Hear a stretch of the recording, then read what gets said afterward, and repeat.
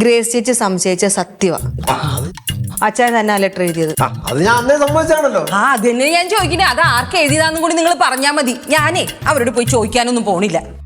നിങ്ങളൊന്ന് നിർത്തിക്കേ.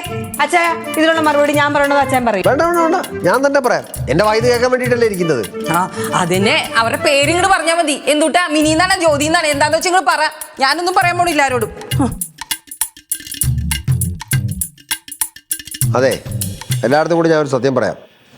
കുറച്ച് വർഷങ്ങൾക്ക് മുമ്പ് എനിക്കൊരു പെൺകൊച്ചുമായിട്ട് സ്നേഹം ഉണ്ടായിരുന്നു. സ്നേഹം ഉണ്ടായിരുന്നു എന്ന് മാത്രമല്ല, ഇപ്പോഴും സ്നേഹമുണ്ട് കേട്ടാ. അവൾക്ക് കൊടുക്കാൻ വേണ്ടിയിട്ടാണ് ഞാൻ കത്തെഴുതിയത്.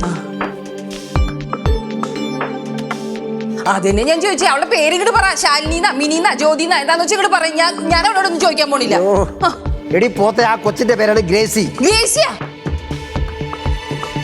ഏത് ഗ്രേസി? കല്ലറ ഗ്രേസി. അതാരാ? അത് ഞാനല്ലേ. നിന്നെ അല്ല ഞാൻ പിന്നെ വേറെ ആരാടി പ്രേമിച്ചിട്ടുള്ളത്?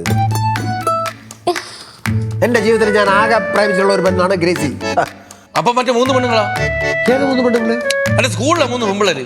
എടാ, അത് സ്കൂളിൽ പഠിച്ചപ്പോ ഉണ്ടായതല്ലേ. അതൊന്നും സീരിയസ് പ്രേമൊന്നുമല്ല. അതൊക്കെ അപ്പോഴത്തെ പ്രായത്തിൽ തോന്നിയ ഓരോ തമാശകൾ. നിനക്കൊണ്ടായിട്ടില്ല ഇതുപോലെ ഓരോ പ്രേമങ്ങൾ? അല്ല, ഇന്നലെ രോമാഞ്ചൊക്കെ ഒറ്റ അടി വെച്ചത്.